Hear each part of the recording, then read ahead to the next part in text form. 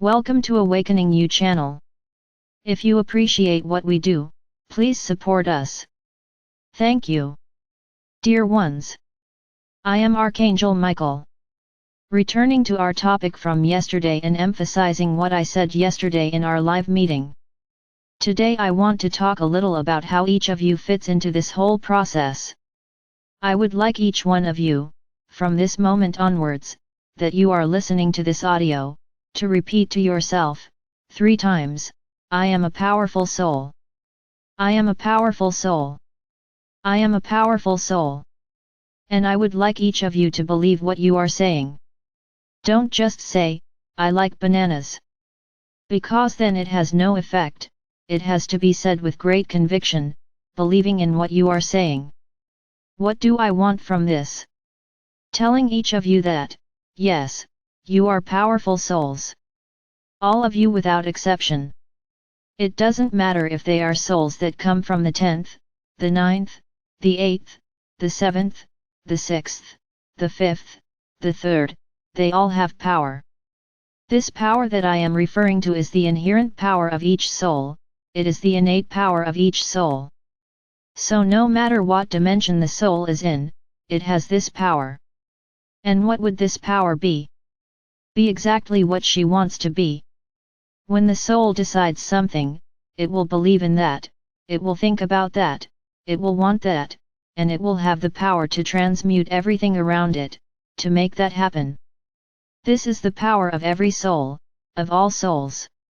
As you can see, it is a subject that we can break down in months, talking here. I will try to be as succinct as possible. The most important thing at this point is that no soul is created for evil. No soul is created to have power over another soul. This is not God the Father Mother's intention. Souls are always created with a quantum of 100% love. But what happens? The soul undergoes all kinds of tests, exactly so that the soul can evolve. So it's like I told you, a first, second soul suffers a lot.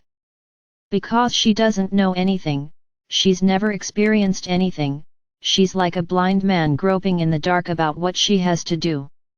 It's as if she learned through trial and error, and I can tell you that the mistakes are many, little success, many mistakes. So some souls let that love 100% guide their path, define their walking strategy. And no matter how much she fails, no matter how much she makes mistakes, she always continues to believe that everything is for her evolution. We can say that the soul also has instinct, just like animals. She knows she is evolving, she knows what she has to do to stay alive, to keep evolving. Don't try to connect soul and physical body here, I'm talking about the soul. Then the soul takes its journey of evolution. In the same way as the previous example, where the soul let love stand out and guide its path, there are those who rebel. Then you may ask, but where does this feeling come from, if it is 100% love? All souls come equipped with all feelings, they are simply not 100% love, because otherwise, there would be no evolution, there would be accommodation. Because everything that happened to the soul would be great, everything is fine, everything is peaceful. And she would stay there. She just doesn't let that feeling that arose there, of anger, of dissatisfaction, of failure, prevail over her journey. But all souls come with the complete package, with all the feelings you know. Only how souls treat these feelings determines the path of that soul. So some souls don't face the lessons with love, they face everything with great anger. Why am I going through this? I am powerful, why do I need to go through this? You don't understand that this is evolution. And that soul starts to become a little rebellious. That quantum of 100% love is already starting to drop from 50. So it no longer vibrates love, it vibrates any other negative feeling, and love becomes forgotten. It takes a trail of negative feelings since its inception. And of course not a single living soul. Souls are not left in orbs to live alone. Souls are always placed close to each other, precisely so that they can also experience other feelings, love for others, solidarity, companionship, selfishness, evil, envy, hatred, jealousy. No soul would have these feelings alone, they have to have them together with another. So the very environment in which the soul lives also creates its walking condition. You create your perspective on the journey. So it is in this way, my brothers, that souls become evil, in the sense of the word that you know, become malignant. You can realize that there is a little figure there that you already know, which is the ego. There is the question of survival and the ego comes from it. So we can say that the ego is everywhere. The ego is not a feeling. He's that little animal that keeps poking the soul all the time, so that it does something. It's as if you have an annoying little animal inside you, which keeps prodding you what you have to do all the time. This little animal is linked to human consciousness. Then I'm already talking about reincarnated souls. So I'm going to go back a little. The soul was already on that path of indignation, dissatisfaction, failure. But she continued on her way, just outlining the lessons she would have to follow. And she goes through lessons, so that that path can be modified, so that she can once again have that quantum of elevated love. Then comes the moment, for that soul to take on a new look. This is where things get complicated, because within this outfit a new thing appears, consciousness. Because that outfit is not simply an outfit, it is an outfit that thinks. So it's as if the soul were inside a robot, with artificial intelligence. In other words, the robot absorbed everything the soul brought. When the soul took over that robot, he learned everything the soul knew, but from that moment on, he starts to command, because he thinks.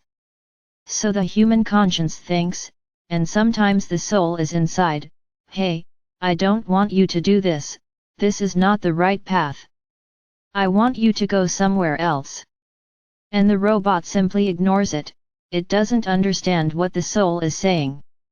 It's as if the robot had another language in relation to the soul was speaking in another language. So he doesn't want to listen, he doesn't understand what the soul is saying. And that's where many of you make decisions. The soul was already somewhat unbalanced. And that robot, that outfit that I'm now calling a robot, with artificial intelligence, liked those feelings. He did some small evil things, and he felt good, he found it interesting, be superior. Because everyone who does evil against others, against the planet, has a single intention, to be superior, show that he is in charge, that he does what he wants. Don't think he doesn't know the consequences, he does.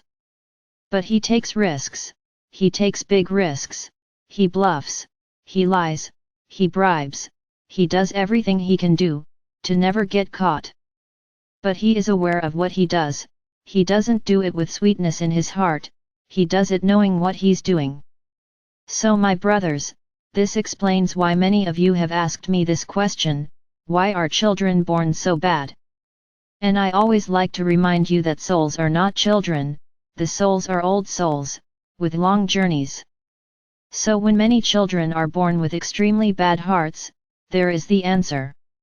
That soul was already a corrupted soul and incarnated again, to continue its mission. To probably be worse than the previous incarnation, because that's what happens.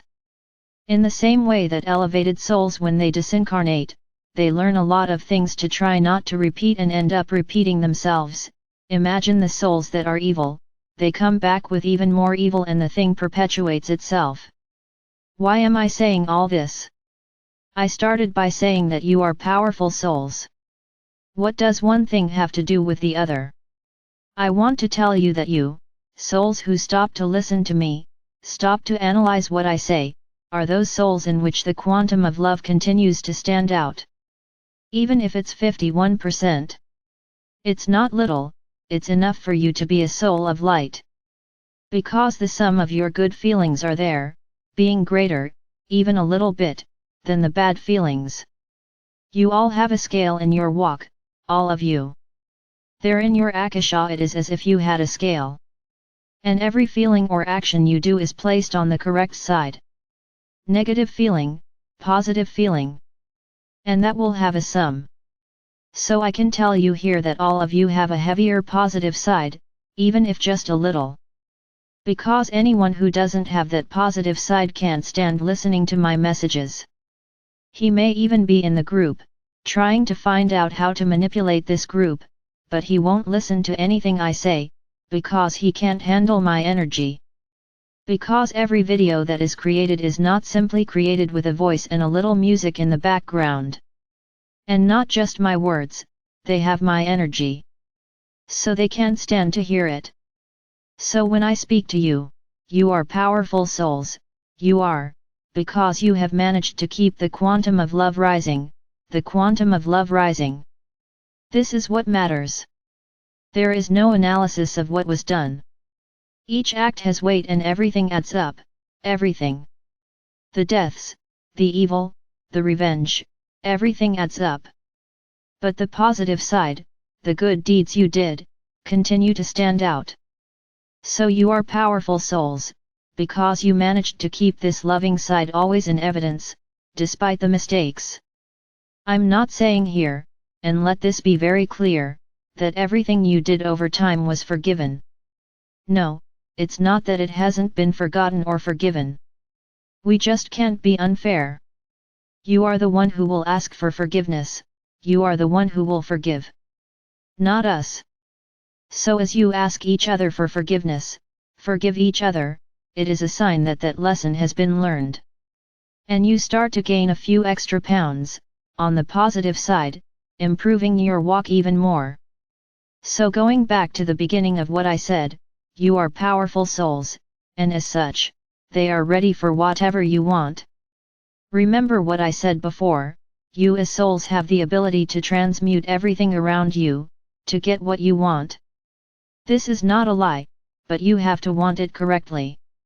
Having feelings, not being selfish, thinking about the whole, and then you can achieve everything you want. So I have a big warning for you now. I have already explained here that everything you think and desire is thrown into the universe. And if that is constantly sown, putting love there, with good intentions for oneself and for the whole, the universe begins to organize itself to make that happen. So what can I say about the energies that are arriving? That everything is accelerated. The universe is accelerating all your desires. So be careful, because everything you are wishing for could happen faster than you imagine. So be careful. Don't keep throwing words into the wind as a joke, because the universe doesn't understand that it's a joke. Everything you say turns into energy in the universe. And he understands exactly what is there. I just didn't understand the word no, the universe doesn't understand that. And then you're shouting all day long, I don't want to be poor. I don't want to be unhappy. I do not want to suffer. I don't want to go hungry. How did the universe understand? I don't need to answer. You attract more of the same. So be careful with, I want. What I want is an imposition. I want it, like a tantrum child, stamping his foot at his mother, I want it because I want it. Know how to be humble. It's not I want, it's, I wish the universe to bring me everything that I deserve, and that is for my evolution. Look at the range of options you've opened up. If you just say, I want a new house. And the rest? The rest of your life? Or will you keep saying I want in thousands of sentences, to absorb everything? So how about saying, may the universe bring me everything that is good for my evolution and for the whole? Ready? In a few words, you said to Universo, I want everything I deserve. I accept receiving everything that is good for me. These are phrases that you can throw out into the universe, I accept receiving everything that is good for me and for the whole. Okay, the universe will turn around, this is not your problem. It's a problem for the universe and your soul's journey. You are powerful souls, you co-create all the time, but you don't understand, you don't understand. And then things turn around. But that's not what I asked for. How did you ask? The universe truly understands what you said. So be careful what you say, because everything is very accelerated, everything comes back very quickly. And then you regret what you asked for. Of course you can dream.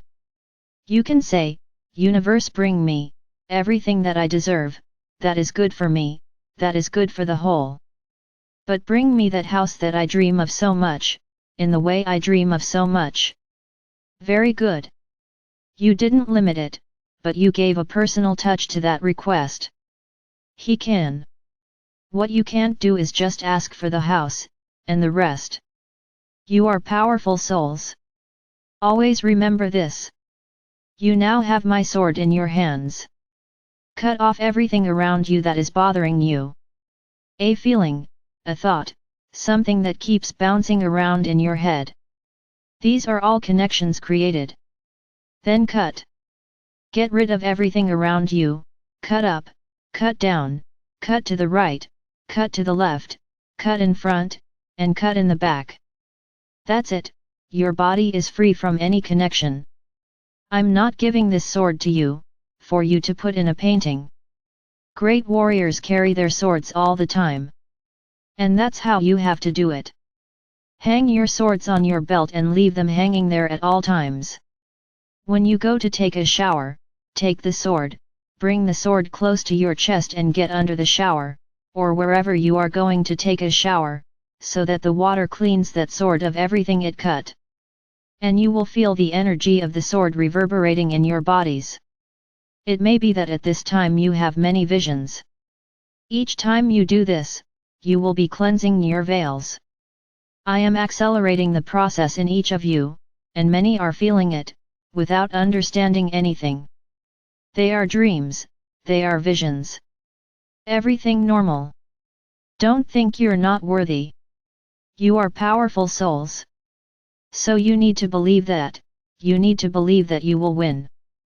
That's what I said yesterday, victory is certain, but we still have to go to battle. My brothers, there will be no physical battle unless you decide to do so. The physical battle is against those brothers who think differently than you. Many like this, going to the streets, protesting and attacking a brother, because he thinks differently. This is not the battle I want. It is a spiritual, energetic battle. I don't want physical battles. You will simply have to discern who is the brother of light, and the one who is not of light. And what is not of light, you will hand it over to me. Ah, but don't you know who the brothers of the non-light are? Of course I know. And how will you get through the battles? Do you want everything easy? You don't want to do anything, you just want to receive everything ready. You will have to go through the battle. Those who say they are ready, and are there at the front. You will have to go to battle. And you will understand what I am saying. How will you learn, how will you be warriors, without ever going into battle? It's what I said yesterday, I'll say it again, those who don't feel safe, don't do anything. But don't act like a teacher either, wanting to gather a bunch of people to teach. How, if you're not ready? So stay quiet in your corner. Do not do anything. My brothers, everything I'm saying is still very confusing for you. But you will understand when everything starts to happen. I just want each of you to be ready. With my blue cloak, with violet clothes and with my sword drawn on my belt. This during the day. When there is a battle, I will warn you, today we will have battle. Dress in armor and shield. And we will all fight together. I will love being by each of you. Get ready. The final moments of this fight are coming. Victory is certain. But we have to get through them. The final separation of the wheat from the chaff will begin. Do not suffer the suffering of others. Understand that everyone is in the place they have to be. Right now, no one is in the wrong place. Do not suffer the suffering of others. Be supportive. Do not suffer for the souls that are gone, it was their choice, they made that choice. Be ready to assimilate all of this without losing energy. Tomorrow we continue. I am Archangel Michael. I am always here, with each one of you. You may not see me, but rest assured, I am there.